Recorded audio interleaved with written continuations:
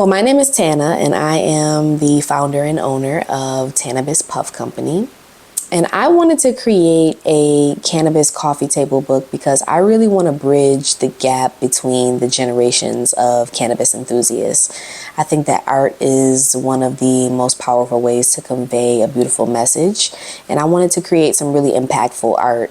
Now, I think that a lot of the media representation of Black people when it comes to cannabis is very stigmatized, and it depicts a negative image of us. And I wanted to really paint us in a more beautiful light. I think that the cannabis book is going to start the conversations around the benefits of cannabis use. I think that when we start those conversations, we're going to bridge that gap between knowledge and ignorance. And I think that a lot of people are going to come to a realization that we've been robbed of an opportunity to exist in a close proximity with the plant. And so I really just wanted to highlight the possibility of the benefits of embracing a cannabis inclusive society. So I have a copy here of the book. It's called Tannahbis, Reimagining Black Proximity to a Cannabis Inclusive Society. And I'm really proud of this project. It came at a time when I was really trying to figure out where I wanted to be in the industry. And I ultimately really enjoy art. I think that art is one of my passions. I've always loved creating. I think that I'm really proud of having something in the world that's going to live beyond me. And the messaging is just really beautiful. I don't think that people have seen us exist in close proximity with the plant in such a beautiful way. And there are no images of people actually consuming the cannabis in terms of like smoking it or anything like that. But I just wanted to create a world where we could see ourselves existing with this plant that's designed to be, that our bodies are designed to interact with. And so there's just different imaging, different themes that are paramount to Black society. And I think that when people see this on their tables and they start to have those conversations, it's going to prompt them to ask questions, because a lot of times when it comes to cannabis, a lot of people don't even know what they don't know. They don't know what questions to ask. They're not really aware of the benefits of the cannabis plant. They don't really know how it interacts with their bodies. And I think that when people are prompted to do their own research, that will open the door for more opportunity for people like me who've gone through master's programs and gotten degrees in medical cannabis science. I look forward to the day when there are more programs that exist in the United States. When I applied for my program, I believe there was it might have either been the only one or there was only one other program, but that program was a certificate program. It wasn't even a degreed program. So I look forward to the day when there is more education, more research being done on cannabis.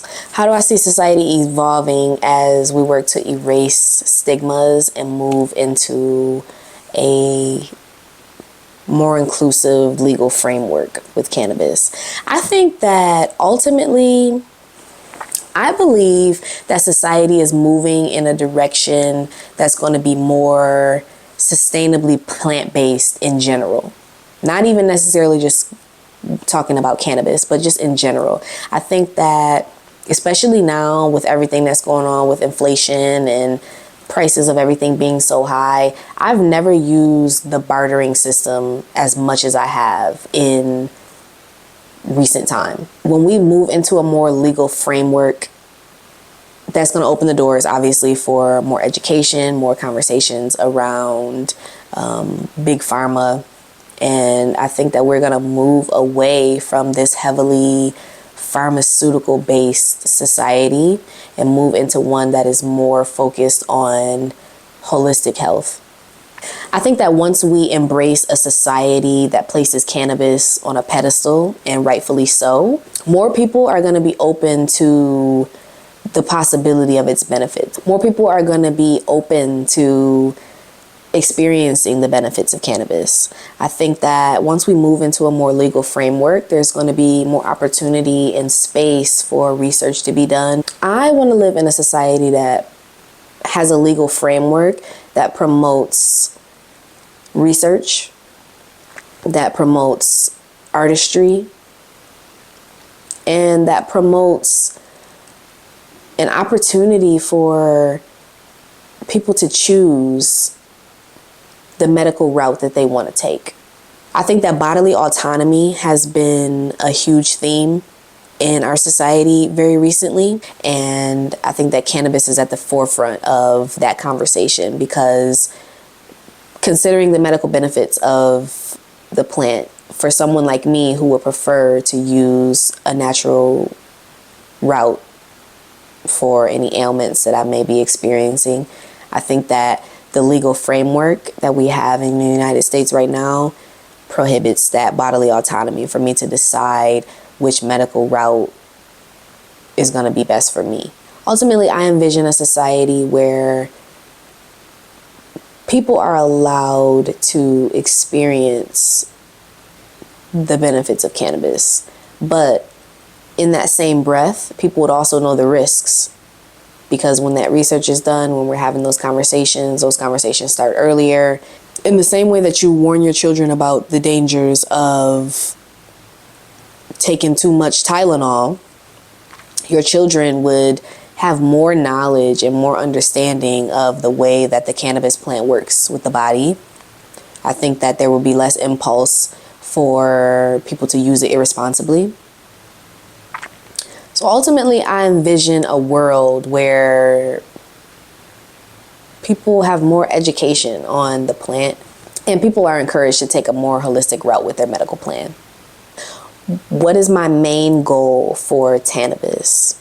Well, ultimately, I believe that my main goal is to eradicate stigma. I think that the reason why there is so much backlash around cannabis use, there's so much pushback on legalization, is because of that stigma.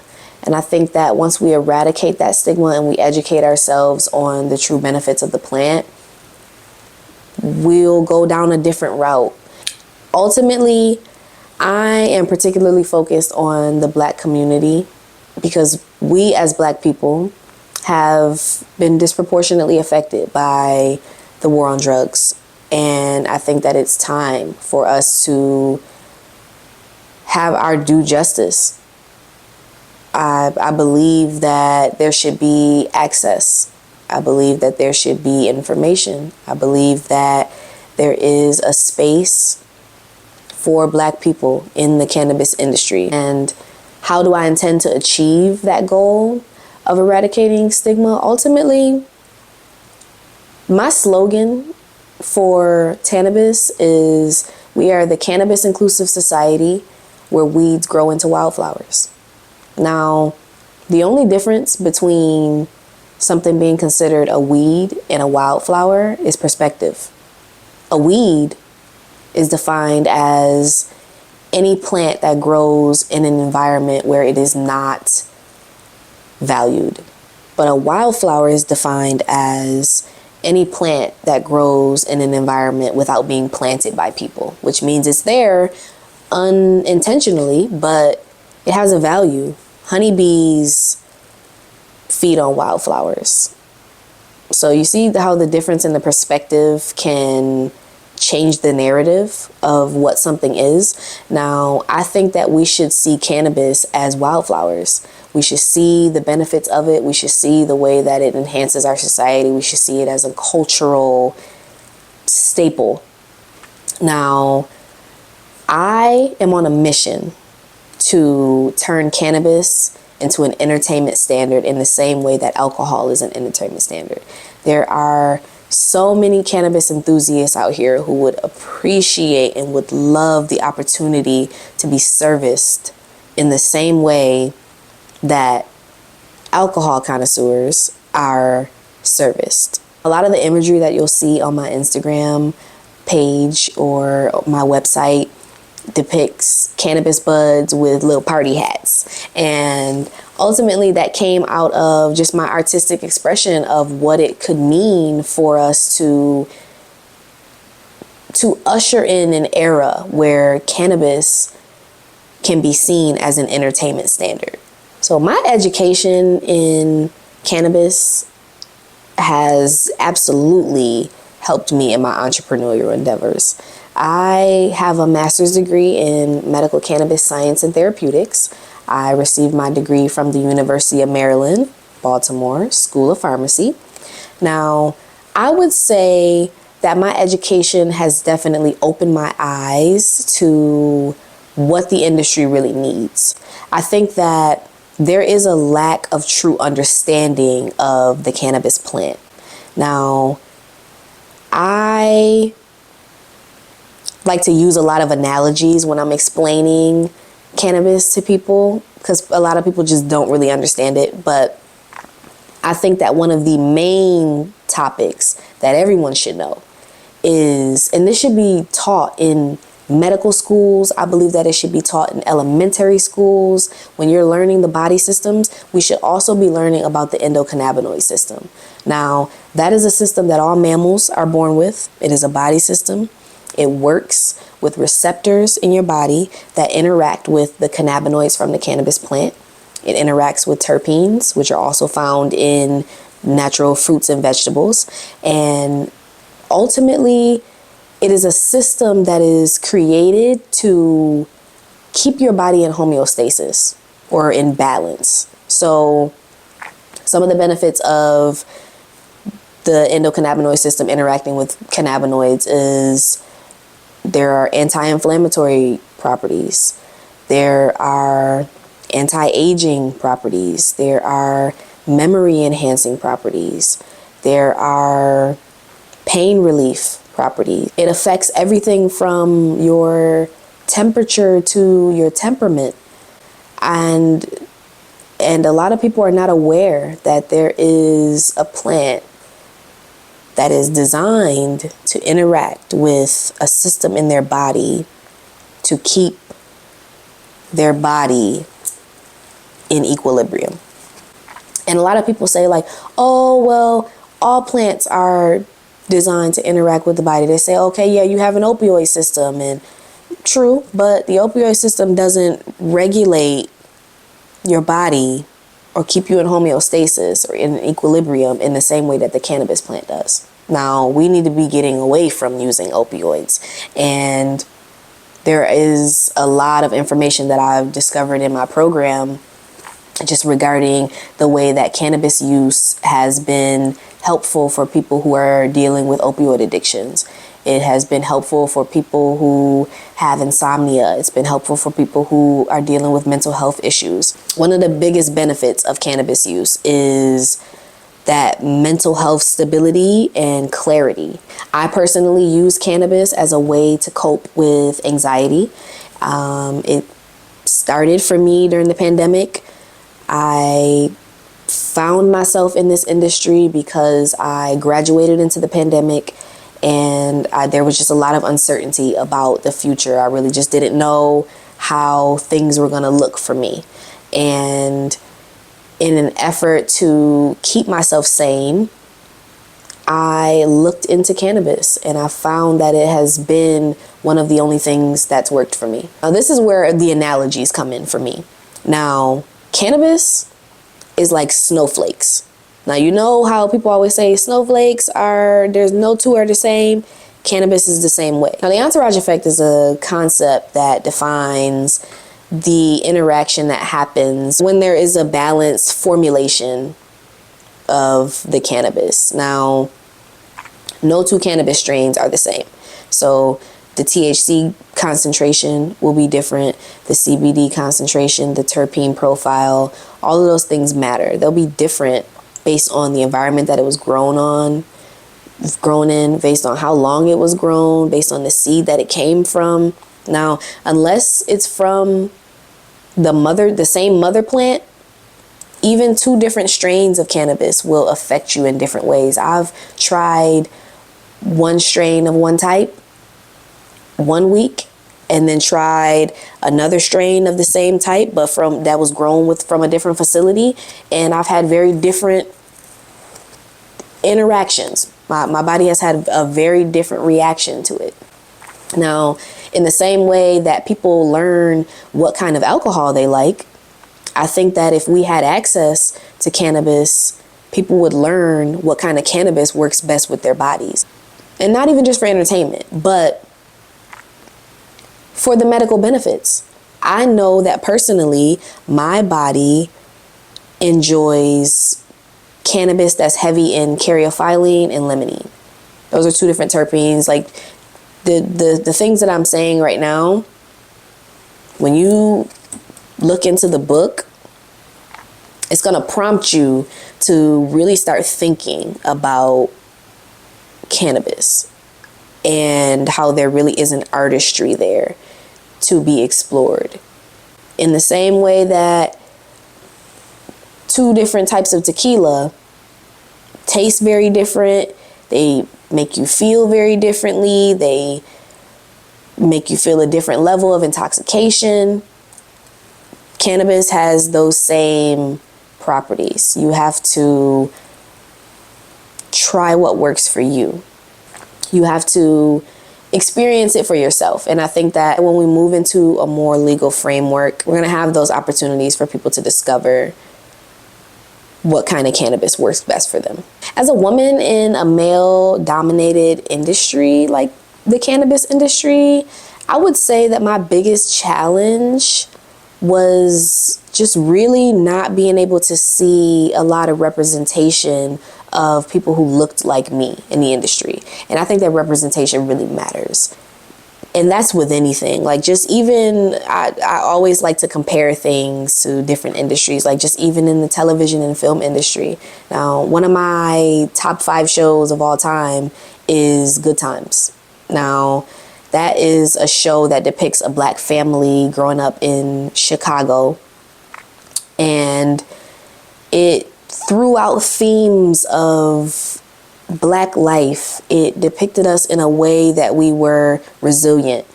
And before then, there was not a lot of television where we saw ourselves painted in that light. If you saw Black people on TV, they were servants. They were, maids working in white people's homes. And I felt a similarity in my experience with the cannabis industry when I first started out. I think that I didn't really see a lot of women in leadership positions until I really started to be intentional about the businesses that I chose to give my time to, the people that I chose to network with. I found myself working in manufacturing companies for cannabis, and I found myself on teams that were run by women. Teams where the manager of the facility was a woman. Teams where everybody involved was looking to a woman for approval. I like being in that space because normally when you think of like, oh, it's a boys club type of thing in the industry, that's usually not a good thing because that means that there aren't going to be a lot of opportunities for women and sometimes people of color. And I found myself networking more with a lot of women-owned cannabis companies when I started to actively look for them. My lesson for success was you have to seek out the guidance that you want. The mentorship you want, the people in leadership that you want to look to, you have to seek those people out. And I'm very grateful to have been embraced by some wonderful women-owned cannabis companies since I've been in the industry. I've certainly learned that there is room in the industry for whatever you want to create and whomever you want to be. I've networked with people who own so many different types of cannabis products. There's people who own hot sauce, infused hot sauce companies. There's people who own suppository companies. There's people who own cannabis lemonades. There's people who own cannabis hemp clothing. There's people who own cannabis smoking accessories. And these companies are women owned.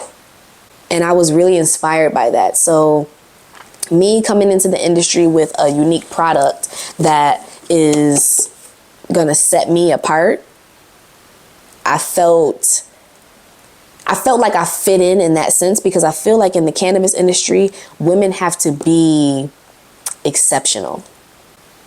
We have to be the exception to the rule. A lot of times in a male-dominated industry, men are allowed to just copy and paste. And that works. Men are allowed to just take what's worked and duplicate it and put their own spin on it. But women, we come into the industry and we have to come in blazing. You have to have some kind of, not a gimmick, because gimmicks are fleeting. This is, you want to create something that's substantial, something that the industry really needs, but it has to be unique. One of the questions that was posed to me was, what kind of encouragement or advice do I have for women who are trying to get in the industry without taking the simple traditional route of just, opening a dispensary or a cultivation site? And again, I say, create whatever you want to create. Now, the cool thing about the cannabis industry and cannabis enthusiasts is that no matter what it is, there's going to be a cannabis enthusiast who is willing and ready to support it. We, as cannabis enthusiasts, are looking to be serviced. It doesn't matter what it is.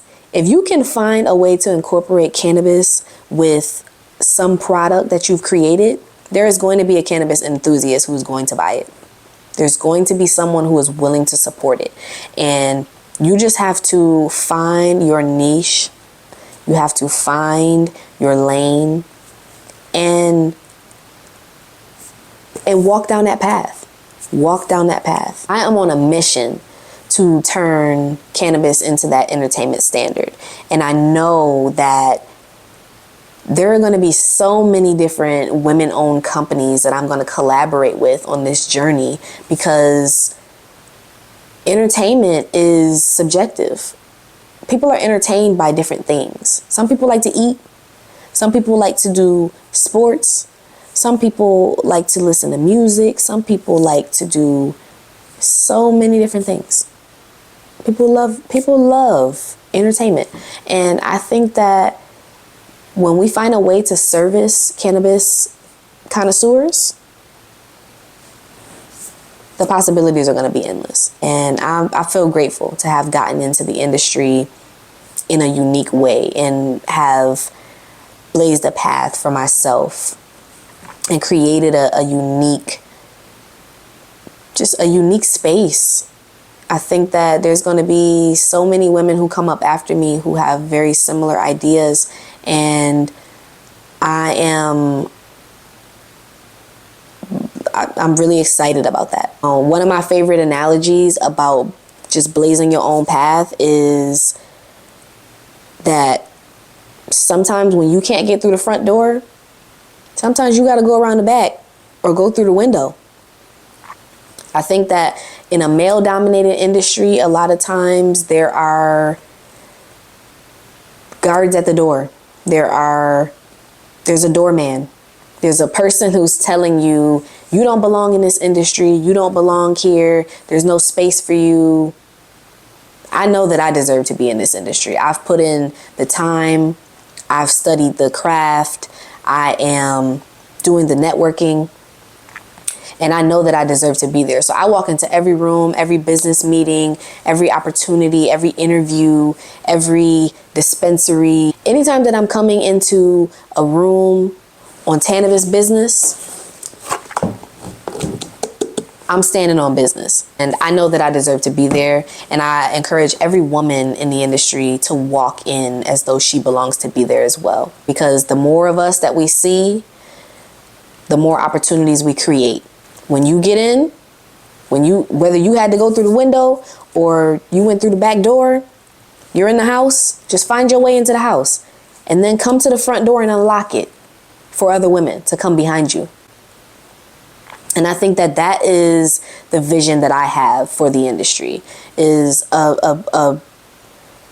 going to be an industry full of women who are like-minded, who are ambitious, who have beautiful ideas, who are creatives, and who want to push the envelope forward. I think ultimately you got to walk right past the door, man.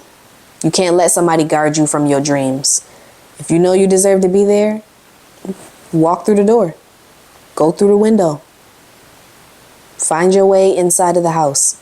And I think that now I'm at a point where I'm inside the house. And now I'm just like trying to figure out how to turn the lights on, to figure out where am I in the house. I see myself in so many different places in the industry. I want to do so many different things. I want to try different arenas of the cannabis industry. And ultimately, I'm going to keep saying this, and I say this to myself every day. This is one of my mantras when I wake up in the morning. I am going to be the Willy Wonka of cannabis. So I would say create some drastic vision for yourself and where you see your career going in the cannabis industry, and do everything that you can to make that a reality. That's where I am with it. It's been going well for me. Delusion works. I think that delusion works sometimes. Sometimes you have to embrace that, be Delulu. And yeah, I'm thankful for the opportunities that I've been afforded with just taking this chance on this dream and just pursuing my passion. My favorite book is The Alchemist. And one of the lines from The Alchemist is, pursue your personal legend. Pursue the path that is going to give you the most purpose. Pursue the path that you feel you are destined to be following. I think that pursuing a space for Black people in the cannabis industry while transforming cannabis into an entertainment standard is going to be my personal legend. So I encourage everyone, pursue your dreams and open the door. Open the front door for whoever is coming behind you. Make the world a better place. Let's push for cannabis legalization. Legalize it. Legalize it. Let's push for it. So thank you so much. I hope that you all get a copy of the book. I would love to see it on your tables. It brightens my heart. It makes my day when I go into a loved one's home and I see my book on their table, because I know that they believe in me the way that I believe in myself. And I think that when other people get to experience cannabis and access is opened up, other people will believe in themselves and they'll have that creative drive to pursue their own personal legends.